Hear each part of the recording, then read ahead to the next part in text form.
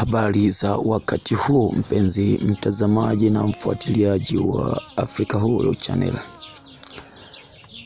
Moja kwa moja tuende nchini Rwanda ambapo makanisa na nyumba za ibada 600 zimefutwa kabisa nchini Rwanda, huku serikali ikitoa kanuni mpya zinazoratibu uendeshaji wa makanisa na nyumba hizo za ibada.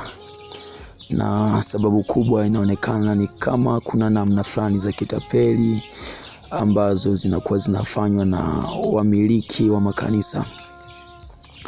Kanuni hizi pia zinasema kwamba ili mtu aruhusiwe kufungua nyumba ibada au kanisa atatakiwa kulipa pesa milioni 2 faranga za Rwanda, ambazo ni sawa na dola za Kimarekani 1600.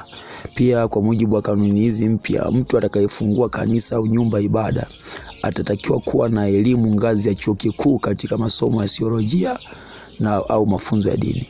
Lakini pia nyumba ibada au kanisa itatakiwa kuonyesha mfumo mzima wa uongozi wake na wajibu wa kila mtu, lakini pia natakiwa ionyeshe jinsi mapato yanavyoingia kanisani. Lakini mtu yote ambaye atahitaji kufungua kanisa au nyumba ibada atatakiwa kuonyesha ramani ya jengo la ibada, kuhakikisha ikiwa kweli linakidhi viwango vya kuitwa kanisa au nyumba ibada. Serikali inakuwa na nguvu ya kuingilia kati kwenye masuala ya nyumba za ibada au makanisa, kwa kuwa kanuni hizi zimetolewa na Bodi ya Taifa ya Utawala, ambayo kwa kawaida huratibu utendaji kazi wa taasisi mbalimbali za utawala na mashirika yasiyo ya kiserikali.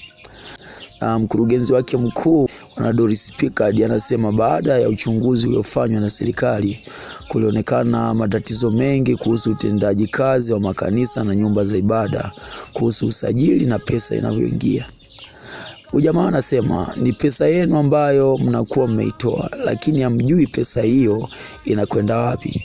Hata sasa ninapozungumza michango inaendelea na ujenzi wa hapa na pale makanisani, lakini ngoja niwaulize swali. Mnajuaje ikiwa kweli pesa mnayoitoa inakwenda kujenga kanisa hilo? Bwana Pickard alisema kwamba wakati mwingine mnatoa pesa kiasi kikubwa sana kupitia michango ya pamoja kila wiki kwamba wajenge kanisa, lakini mnajuaje ikiwa hata kama kanisa hilo likijengwa litakuwa limesajiliwa kama mali ya waumini na sio mali binafsi ya mchungaji au mmiliki wa kanisa hilo? Anasema hata Mungu anawapenda watu wenye akili. Bwana Pickard anasema makanisa lazima yawe na akaunti za benki. Watu wanatoa sadaka kila siku na sadaka hii inapokelewa mikononi mwa watu, lakini huwezi kujua wala kuelewa ni wapi pesa inayotokana na sadaka hii inaishia. Kipande kikubwa ni kama inaishia tu katika mikono ya watu. Sisi tunahitaji makanisa yenye akaunti benki kiasi kwamba mkipata pesa hiyo mnapeleka benki. Hata hivyo, uamuzi huu umezua minong'ono, baadhi wakidai kuwa uamuzi huu wa serikali unainua au kudhoofisha shughuli za ibada, huku wengine wakionekana kuridhia uamuzi huo.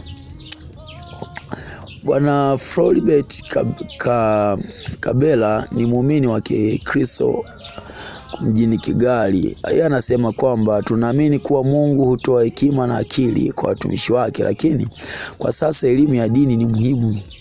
Maana hapo awali kulikuwa na tatizo la watu kufungua nyumba za ibada na makanisa kiholela, kiasi kwamba hata watu wasiojua kusoma wala kuandika walikuwa wakiamka asubuhi anafungua tu kituo cha kusali na mwisho inakuwa kanisa na ibada.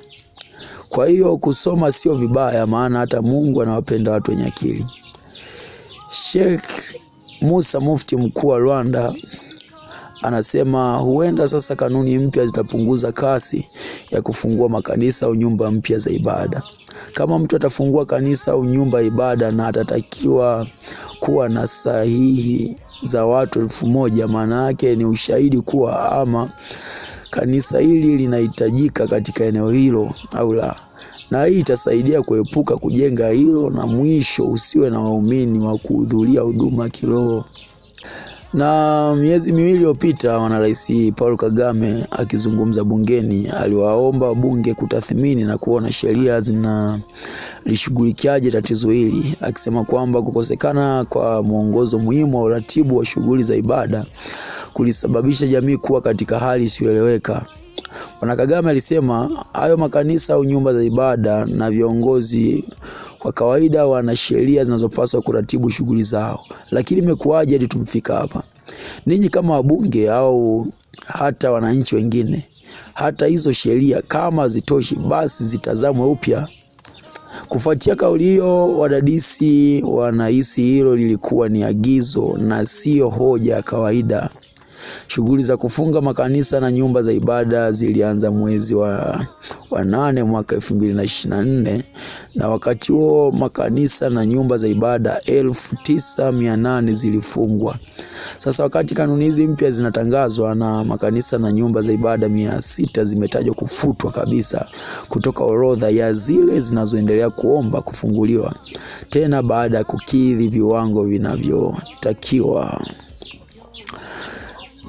Huo ni mwisho wa taarifa yetu kutoka hapo Rwanda.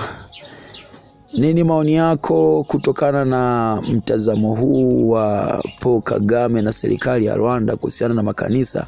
Wewe unaonaje? Shuka kwenye komenti hapo tuweze kupeana mashauri. Je, ni sahihi kufanya hivyo au sio sahihi? Na kwa njia ya neno la Mungu na Biblia, usahihi uko wapi, au kutokuwa sahihi kwa serikali ya Kagame kupo wapi? Hii ni Afrika Huru. Karibu sana. Nikutakie wakati mwema.